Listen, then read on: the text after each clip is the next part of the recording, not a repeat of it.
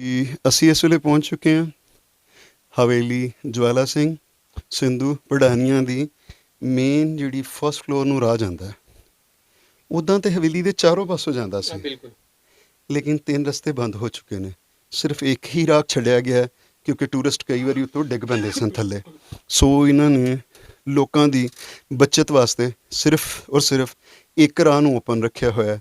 ਉੱਤੇ ਤੁਸੀਂ ਦੇਖੋ ਲੱਕੜ ਦਾ ਬਹੁਤ ਹੀ ਸੋਹਣਾ ਕੰਮ, ਜਿਸ ਤਰ੍ਹਾਂ ਕਿ ਨਾਲ ਦਰਵਾਜ਼ੇ 'ਤੇ ਅਸੀਂ ਅੰਡਰਗਰਾਊਂਡ ਚੈਂਬਰ 'ਚ ਗਏ ਸੀ, ਉਸ ਜਗ੍ਹਾ ਦੇ ਉੱਤੇ ਉਸੇ ਤਰ੍ਹਾਂ ਹੀ ਫਸਟ ਫਲੋਰ ਨੂੰ ਜਾਣ ਵਾਲਾ, ਸੈਕਿੰਡ ਫਲੋਰ ਨੂੰ ਜਾਣ ਵਾਲਾ ਔਰ ਥਰਡ ਫਲੋਰ ਨੂੰ ਜਾਣ ਵਾਲਾ ਜਿਹੜਾ ਰਾਹ ਹੈ, ਅਮੇਜ਼ਿੰਗ। ਚੱਲਦੇ ਹਾਂ ਜੀ।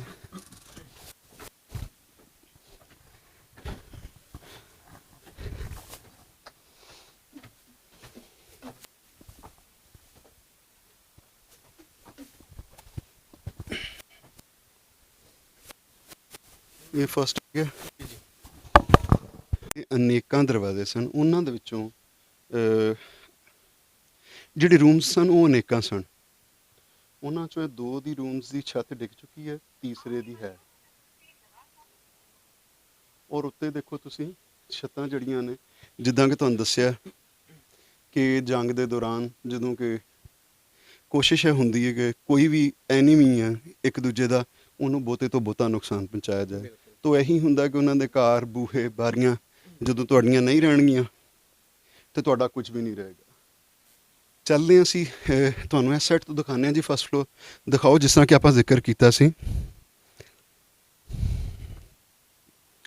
ਉਤਲਾ ਪਾਰਟ ਦਿਖਾਓ। ਹਾਂਜੀ, ਇਹ ਸੇਮ 12 ਦਰੀ ਸਟਾਈਲ ਦੇ ਵਿੱਚ 3 ਜਿਹੜੀਆਂ ਦਰੀਆਂ ਨੇ ਉੱਤੇ ਮੌਜੂਦ ਨੇ, ਔਰ ਨਾਲ ਦੀ ਨਾਲ ਹੀ ਉਹ ਆਲਾ ਜਿਹਦੇ ਵਿੱਚ ਮਹਾਦੇਵ ਦੀ ਮੂਰਤੀ ਬਣੀ ਹੋਈ ਹੈ ਚਿੱਤਰਕਾਰੀ ਦੇ ਵਿੱਚ, ਉਹ ਜਗ੍ਹਾ ਹੈ।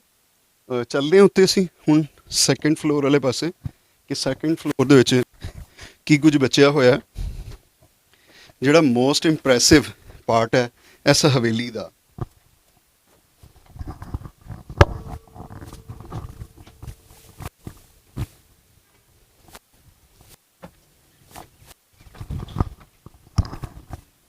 ਜੀ ਅਸੀਂ ਇਸ ਵੇਲੇ ਪਹੁੰਚ ਗਏ ਹਾਂ ਹਵੇਲੀ ਜਵਾਲਾ ਸਿੰਘ ਸਿੰਧੂ ਪੜਾਨੀਆਂ ਦੇ ਹਵੇਲੀ ਦੇ ਟੌਪ ਫਲੋਰ ਦੇ ਉੱਤੇ। ਟੌਪ ਫਲੋਰ ਦੇ ਉੱਤੇ ਅੱਜ ਤੱਕ ਤੁਸੀਂ ਬਹੁਤ ਵਲੌਗ ਦੇਖੇ ਨੇ, ਮੈਂ ਤੁਹਾਨੂੰ ਬਾਰ-ਬਾਰ ਕਹਿ ਰਿਹਾ, ਬਟ ਆਪਾਂ ਜਿਹੜਾ ਪੱਖ ਦੱਸ ਰਹੇ ਹਾਂ, ਨੈਰੇਟਿਵ ਦੱਸ ਰਹੇ ਹਾਂ ਹਿਸਟਰੀ ਦਾ, ਉਹ ਬਹੁਤ ਘੱਟ ਲੋਕ, ਡਿਫੈਂਸ ਪੋਲਿਸੀਜ਼ ਖਾਸ ਕਰਕੇ, ਕਿ ਆਪਣੇ ਘਰਾਂ ਨੂੰ ਕਿਸ ਤਰੀਕੇ ਨਾਲ ਮਹਿਫੂਜ਼ ਰੱਖਿਆ ਜਾਂਦਾ ਸੀ। ਜਿਵੇਂ ਕਿ ਅਗਰ ਤੁਸੀਂ ਦੇਖੋ ਉਹ ਆਲੇ ਜਿਹੜੇ ਨਜ਼ਰ ਆ ਰਹੇ ਨੇ, ਜਾਂ ਇਹ ਕ੍ਰੋਸ ਵੈਂਟੀਲੇਸ਼ਨ ਨਹੀਂ ਹੈ, ਇਹ ਸਿਰਫ ਔਰ ਸਿਰਫ ਕਾਹਦੇ ਵਾਸਤੇ ਸੀ? ਇਹ ਆਪਣੇ ਸੈਲਫ ਡਿਫੈਂਸ ਵਾਸਤੇ, ਆਪਣੇ ਕਿਲੇ ਨੂੰ, ਆਪਣੇ ਘਰ ਨੂੰ ਬਚਾਉਣ ਵਾਸਤੇ। ਅਗਰ ਬੈਕ ਸਾਈਡ 'ਤੇ ਦਿਖਾਓ, ਬੈਕ ਸਾਈਡ ਦੇ ਉੱਤੇ ਤੁਸੀਂ ਦੇਖੋ ਇਹ ਵੱਡਾ ਆਲਾ ਪਿਆ ਹੋਇਆ, ਜਿਹੜਾ ਕਿ ਬਰੂਦ ਰੱਖਣ ਦੀ ਜਗ੍ਹਾ ਹੈ, ਠੀਕ ਹੈ।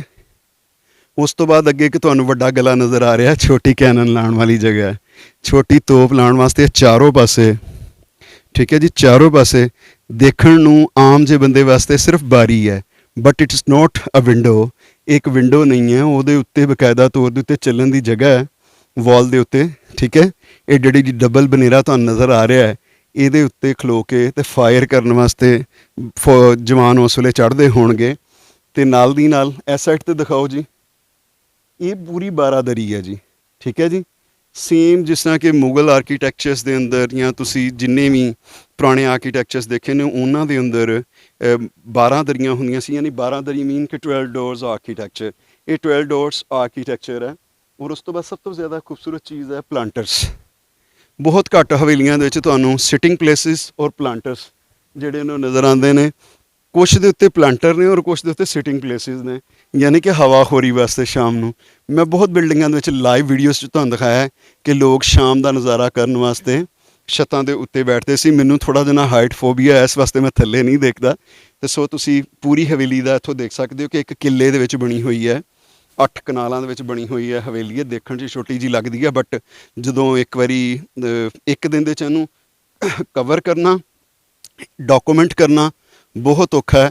ਆਪਾਂ ਫਿਰ ਕਿਸੇ ਦਿਨ ਆਵਾਂਗੇ ਔਰ ਉਹਦੀ ਈਚ ਐਂਡ ਐਵਰੀ ਥਿੰਗ ਦੀ ਜਿਹੜੀ ਆਪਾਂ ਪਿਕਚਰ ਲੈਣੀ ਹੈ ਖਾਸ ਕਰਕੇ। ਫਿਰ ਉਸ ਤੋਂ ਬਾਅਦ ਇਹਦਾ ਆਈਡੀਆ ਲਵਾਉਂਦੇ ਹਾਂ ਕਿ ਇਹਨੂੰ ਰੀਸਟੋਰੇਸ਼ਨ ਦੇ ਵਿੱਚ ਕਿੰਨਾ ਕੁ ਲੱਗੇਗਾ। ਔਰ ਜਿੰਨੇ ਵੀ ਸਾਡੇ ਦੇਖਣ ਵਾਲੇ ਸਰੋਤੇ ਨੇ, ਸਿੱਖ ਹੈਰੀਟੇਜ ਨੂੰ ਪਸੰਦ ਕਰਨ ਵਾਲੇ ਨੇ, ਦੇਖੋ ਇਹ 8ਵਾਂ ਕੁੱਲ ਹੈ। ਇਹ he is a Muslim, no, but he love architecture history. ਉਹ ਚਾਹ ਰਹੇ ਨੇ ਕਿ ਸਰਦਾਰ ਜਵਾਲਾ ਸਿੰਘ ਦੀ ਇਹ ਹਵੇਲੀ ਜਿਹੜੀ ਹੈ, ਕਿਉਂਕਿ ਇਹਨਾਂ ਦੀ ਵੱਸ ਦੀ ਗੱਲ ਨਹੀਂ ਹੈ, ਗੋ ਕਿ ਅੱਜ ਵੀ ਸਰਦਾਰ ਨੇ ਆਪਣੇ ਪਿੰਡ ਦੇ ਅਮੀਰ ਬੰਦੇ ਨੇ, ਬਟ ਇਹ ਇੰਨੀ ਵੱਡੀ ਹਵੇਲੀ ਨੂੰ ਰੀਸਟੋਰ ਕਰਵਾਉਣਾ ਕਿਸੇ ਆਮ ਬੰਦੇ ਦੀ ਵੱਸ ਦੀ ਗੱਲ ਨਹੀਂ ਹੈ। ਚੱਲਦੇ ਹਾਂ ਅੱਗੇ, ਤੁਹਾਨੂੰ ਦਿਖਾਉਂਦੇ ਹਾਂ ਅਸੀਂ ਜਿਸ ਤਰ੍ਹਾਂ ਕਿ ਨਿਕਾਰ ਖਾਨਾ ਟਾਈਪ ਜਿਹੜੀ ਬਿਲਡਿੰਗ ਹੈ ਇਸ ਇੰਟਰਸਟ ਦੇ ਉੱਤੇ। ਜੀ ਤੁਸੀਂ ਕੁਝ ਕਹਿਣਾ ਚਾਹ ਰਹੇ ਹੋ? ਆਓ ਚੱਲਦੇ ਹਾਂ ਅੱਗੇ ਫਿਰ। ਤੇ ਨਿਕਾਰ ਖਾਨਾ ਦਿਖਾਓ ਜੀ। ਇਹ ਬਿਲਕੁਲ ਨਗਾਰਖਾਨਾ, ਜਿੱਥੋਂ ਖਲੋ ਕੇ ਆਵਾਜ਼ਾਂ ਦਿੱਤੀਆਂ ਜਾਂਦੀਆਂ ਸੀ, ਜਾਂ ਜਿੱਥੇ VVIP ਲੋਕਾਂ ਦੀ ਆਮਦ ਦਾ ਐਲਾਨ ਕੀਤਾ ਜਾਂਦਾ ਸੀ ਕਿ ਘਰ ਮੁਲਾਜ਼ਮ ਹੋਣਗੇ ਉਸ ਵੇਲੇ ਗਲੀ 'ਚ ਵੇਖ ਕੇ ਜਾਂ ਬਾਜ਼ਾਰ 'ਚ ਦੱਸਦੇ ਹੋਣਗੇ ਕਿ ਵੀ ਕੌਣ ਆ ਰਿਹਾ ਹੈ। ਇਹ ਉਹ ਜਗ੍ਹਾ ਹੈ, ਠੀਕ ਹੈ ਜੀ। ਉੱਦਾਂ ਤੇ ਵਿਊ ਪੁਆਇੰਟ ਹੈ, ਬਟ ਅਗਰ ਤੁਸੀਂ ਦੇਖੋ ਤੇ ਬਿਲਕੁਲ ਨਗਾਰਖਾਨਾ ਟਾਈਪ ਜਗ੍ਹਾ ਹੈ। ਦਿਲ ਜਿਹੜਾ ਦੇਖ ਕੇ ਬਹੁਤ ਹੀ ਖੁਸ਼ ਵੀ ਹੋ ਰਿਹਾ ਔਰ ਪਰੇਸ਼ਾਨ ਵੀ ਹੋ ਰਿਹਾ ਕਿ ਇੰਨੀ ਵੱਡੀ ਹਵੇਲੀ, ਇੰਨੀ ਵੱਡੀ ਬਿਲਡਿੰਗ ਜਿਹੜੀ ਹੈ ਉਹ ਢਾਹ ਢੇਰੀ ਹੋ ਗਈ।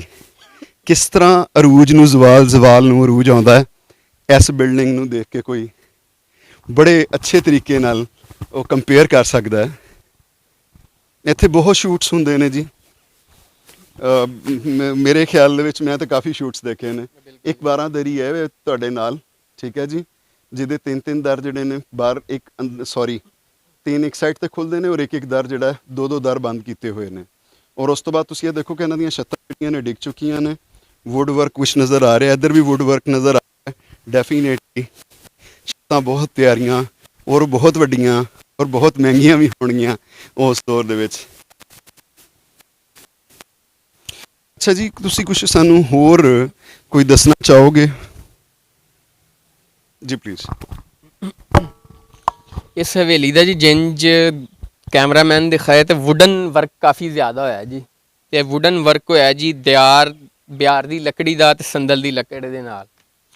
ਇਸ ਤੋਂ ਇਲਾਵਾ ਇਹਦੇ ਤੁਸੀਂ ਦੇਖ ਸਕਦੇ ਜੀ, ਆ ਕੋਈ ਜ਼ਲਜ਼ਲਿਆਂ ਨੇ, ਕੋਈ ਮੀਂਹ ਬਾਰਿਸ਼ ਹਨੇਰੀਆਂ ਨੇ ਨਾ, ਇਹਦੇ ਜਿੰਨੀਆਂ ਪੇਂਟਿੰਗਸ ਹੋਈਆਂ ਨਾ, ਫਰੈਸਕੋ ਪੇਂਟਿੰਗਸ ਇੱਥੇ ਹੋਈਆਂ ਸਨ ਬੜੀ ਰੀਅਲ ਕਿਸਮ ਦੇ, ਜਿੰਦੇ ਕਲਰਸ ਲਗਾ ਕੇ ਤੇ ਐਸੀਆਂ ਮੂਰਤੀਆਂ, ਐਸੀਆਂ ਇੱਥੇ ਫੇਸ ਸ਼ਕਲਾਂ ਸਨ ਕਿ ਜਿਨ੍ਹਾਂ ਦਾ ਨਾ ਇੱਕ ਇੱਚੀ ਬਿੱਚੀ ਦਾ ਤੁਹਾਨੂੰ ਪਤਾ ਹੋਏਗਾ ਜੀ, ਆ ਇਸ ਲਈ ਇਸਤੇਮਾਲ ਹੁੰਦੀਆਂ ਜੀ, ਇਸ ਨਿਸ਼ਾਨੀ ਦੇ ਤੌਰ 'ਤੇ ਜਾਂ ਸਿੰਬਲ ਆਫ ਆ ਸੀ ਜਾਂ ਸਿੰਬਲ ਆਫ ਫਲਾਂ ਸੀ ਜਾਂ ਇੱਕ ਉਹ ਸੀ। ਤੇ ਦੂਜਾ ਤੁਸੀਂ ਵੇਖ ਸਕਦੇ ਜੀ ਜਿੰਦੀ ਦੀਵਾਰਾਂ ਦੀ ਚੌੜਾਈ ਹੈ ਇੱਕ ਜੱਫੇ ਤੋਂ ਵੀ ਜ਼ਿਆਦਾ ਹੈ ਜਨਾਬ। 5-5 6-6 ਫੁੱਟ ਚੌੜੀ ਇਸ ਦੀ ਦੀਵਾਰ ਆ। ਤੇ ਹਾਈਟ ਵੀ ਅਗਰ ਤੁਹਾਡਾ ਕੈਮਰਾਮੈਨ ਦਿਖਾਇਆ ਤੇ ਟੋਟਲ ਆ ਕਹਿ ਸਕਦੇ ਜੇ ਜੀ ਅੰਦਰੂਨੇ ਲਾਹੌਰ ਜਿੰਦਾ ਕਿਲਾ ਹੈ ਉਹ ਤੇ ਆ ਹਵੇਲੀ ਜਨਾਬ ਹੈ। ਬਾਕੀ ਤੁਹਾਨੂੰ ਨਾ ਸੰਗੇ ਮਰਮਰ ਜਿੰਦਾ ਯੂਜ਼ ਹੋਇਆ ਕਿਤੇ ਹੋਰ ਜਗ੍ਹਾ ਤੇ ਪੂਰੇ ਏਸ਼ੀਆ 'ਚ 3 ਜਗ੍ਹਾ ਤੋਂ ਸਵਾ ਨਹੀਂ ਨਜ਼ਰ ਆਏਗਾ। ਹੋਰ ਐਸੇ ਜਿੰਦੇ ਆਰਕੀਓਲੋਜੀ ਪੁਆਇੰਟ ਆਫ ਵਿਊ ਦੇ ਨਾਲ ਕਈ ਐਸੇ ਕੰਮ ਨੇ, ਕਈ ਐਸੇ ਨਕਸ਼ੇ ਨੇ ਜਾਂ ਐਸੀਆਂ ਪੇਂਟਿੰਗਸ ਨੇ ਉਹ ਤੁਹਾਨੂੰ ਹੋਰ ਕਿਤੇ ਨਹੀਂ ਨਜ਼ਰ ਆਉਣਗੀਆਂ ਜਨਾਬ। ਇਹ ਬਨੇਰੇ ਦਿਖਾਣਾ ਜੀ, ਨਾਲ ਦੀ ਨਾਲ ਬੜੇ ਸੋਹਣੇ ਬਨੇਰੇ ਜਿਹੜੇ ਨੇ, ਇਹ ਜਿੱਥੇ ਖਲੋਤੇ ਹੋਏ ਹੋ ਤੁਸੀਂ, ਇਹ ਬਨੇਰਿਆਂ ਦੇ ਉੱਤੇ ਬੜੇ ਪਿਆਰੇ ਛੋਟੇ ਛੋਟੇ ਡੋਮਸ ਬਣੇ ਹੋਏ ਨੇ। ਔਰ ਨਾਲ ਦੀ ਨਾਲ ਅੱਗੇ ਦੇਖੋ ਤਾਂ ਕਿਨਾਰੇ ਇਹਦੇ ਵਿੱਚ ਇਹਦਾ ਬਹੁਤ ਹੀ ਉਮਦਾ ਤਰੀਕੇ ਨਾਲ ਵਰਕ ਕੀਤਾ ਹੋਇਆ। ਇੱਥੋਂ ਤੁਸੀਂ ਖਲੋ ਕੇ ਹਵੇਲੀ ਦੇ 4 ਚੁਫੇਰੇ ਜਿਹੜੀ ਹੈ ਉਹ ਨਜ਼ਰ ਮਾਰ ਸਕਦੇ ਹੋ। ਅੱਜ ਤੁਹਾਡਾ ਬਾਬਾ ਜਿਹੜਾ ਉਹ ਬਹੁਤ ਹੀ ਇੱਕ ਡੇਂਜਰਸ ਪਲੇਸ ਦੇ ਉੱਤੇ ਵੀ ਖਲੋਤਾ ਹੋਇਆ ਕਿ ਇਹਦੀ ਕੋਈ ਮਿਆਦ ਨਹੀਂ ਹੈ, ਇਹਦਾ ਕੋਈ ਉਹ ਨਹੀਂ, ਭਰੋਸਾ ਨਹੀਂ ਹੈ, ਕਿਤੋਂ ਵੀ ਕੋਈ ਚੀਜ਼ ਸਲਾਈਡ ਕਰ ਸਕਦੀ ਹੈ ਕਿਸੇ ਵਕਤ ਵੀ। ਬਟ ਮੇਰਾ ਖਿਆਲ ਹੈ ਕਿ ਜਿਹੜੀ ਚੁਨਾਈ ਹੈ, ਦੇਖੋ ਇਹ ਮਿੱਟੀ ਜ਼ਿਆਦਾ ਹੈ ਜਿਹਦੀ ਵਜ੍ਹਾ ਨਾਲ ਜ਼ਿਆਦਾ ਨੁਕਸਾਨ ਹੋਇਆ, ਕਿਉਂਕਿ ਕੰਕਰ ਲਾਈਨ ਦਾ ਪਲਾਸਟਰ ਜਿਹੜਾ ਉਹ ਘੱਟ ਨਜ਼ਰ ਆ ਰਿਹਾ। ਬਟ ਇਹ ਦੇਖੋ ਤੁਸੀਂ ਜ਼ਰਾ ਸੈਫ ਸਾਹਿਬ ਜੀ, ਮਿੱਟੀ ਜ਼ਿਆਦਾ ਨਜ਼ਰ ਆ ਰਹੀ ਹੈ। ਚੁਨਾਈ ਜਿਹੜੀ ਹੈ ਉਹ ਜ਼ਿਆਦਾ ਹੈ, ਜਿਹਦਾ ਕਰਕੇ ਨੁਕਸਾਨ ਬਿਲਡਿੰਗ ਨੂੰ ਜ਼ਿਆਦਾ ਹੋਇਆ। ਤੇ ਇੱਕ ਵਾਰੀ ਜਨਾਬ ਸਾਰਾ ਪੂਰਾ ਦਿਖਾਓ ਹਵੇਲੀ ਨੂੰ। ਅੱਜ ਬਾਬਾ ਜੀ ਖਾਸ ਤੌਰ ਤੇ ਐਡਵੈਂਚਰ ਕਰਨ ਆਏ ਹੋ ਜੀ, ਤੁਸੀਂ ਐਡਵੈਂਚਰ ਸਮਝੋ ਤੁਸੀਂ ਕਰ ਰਹੇ ਹੋ ਜੀ। ਜੀ ਬਿਲਕੁਲ ਜੀ, ਮੈਂ ਬਿਲਕੁਲ ਐਸੇ ਤਰ੍ਹਾਂ ਹੀ ਲੱਗ ਰਿਹਾ ਕਿਉਂਕਿ ਮੈਂ ਪਹਿਲੀ ਵਾਰ ਕਿਸੇ ਹਾਈਟ ਦੇ ਉੱਤੇ ਬਗੈਰ ਕਿਸੇ ਸਪੋਰਟ ਦੇ ਉੱਤੇ ਖਲੋਤਾ ਹੋਇਆ ਵਾਂ ਔਰ ਮੈਂ ਥੱਲੇ ਨਹੀਂ ਦੇਖ ਰਿਹਾ ਔਰ ਨਾ ਹੀ ਸਾਈਡ ਤੇ ਦੇਖ ਰਿਹਾ ਵਾਂ, ਕਿਉਂਕਿ ਮੈਂ ਤੁਹਾਨੂੰ ਪਹਿਲੇ ਵੀ ਦੱਸ ਚੁੱਕਿਆ ਕਿ ਮੈਨੂੰ ਹਾਈਟ ਫੋਬੀਆ ਹੈ। ਤੇ ਜਿਸ ਬੰਦੇ ਨੂੰ ਹਾਈਟ ਫੋਬੀਆ ਹੈ ਔਰ ਉਸ ਜਗ੍ਹਾ ਉਸ ਵਾਸਤੇ ਇੱਦਾਂ ਦੀ ਬਿਲਡਿੰਗ ਜਿਹੜੀ ਹੈ ਮੋਸਟ ਡੇਂਜਰਸ ਪਲੇਸ ਹੁੰਦੀ ਹੈ ਕਿ ਕੋਈ ਵੀ ਇਨਸੀਡੈਂਟ ਹੋ ਸਕਦਾ। ਬਟ ਸਾਡੇ ਸਰੋਤੇ, ਸਾਡੇ ਪਿਆਰ ਕਰਨ ਵਾਲੇ ਜਿਹੜੇ ਨੇ, ਜਦੋਂ ਉਹ ਦੇਖਣਾ ਚਾਹੁੰਦੇ ਨੇ ਜਾਂ ਉਹ ਕੋਈ ਚੀਜ਼ ਐਸੀ ਵੇਖਣਾ ਚਾਹੁੰਦੇ, ਚਲੋ ਅੱਗੇ ਜੀ, ਤੇ ਉਹਨਾਂ ਵਾਸਤੇ ਸਾਨੂੰ ਇਹ ਚੀਜ਼ਾਂ ਵੀ ਜਿਹੜੀਆਂ ਨੇ ਉਹ ਮੁੱਲ ਲੈਣੀਆਂ ਪੈਂਦੀਆਂ ਨੇ।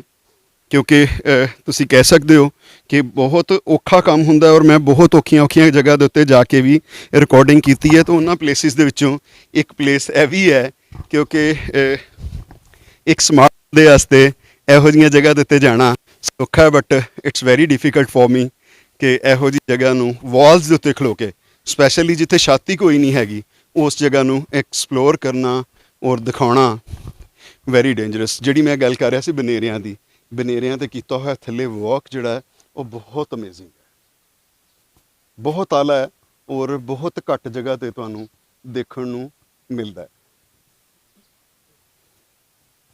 ਅੱਜ ਦੀ ਇਹ ਸੋਹਣੀ ਸ਼ਾਮ ਸਿੱਖ ਹੈਰੀਟੇਜ ਲਵਰਸ ਦੇ ਨਾਮ ਕਿ ਜਿਹੜੇ ਲੋਕ ਬਹੁਤ ਜ਼ਿਆਦਾ ਪਿਆਰ ਕਰਦੇ ਨੇ, ਅਤੇ ਆਪਾਂ ਇੱਕ ਮੈਸੇਜ ਜਿਹੜਾ ਹੈ ਉਹ ਸ਼ੇਅਰ ਕਰਾਂਗੇ।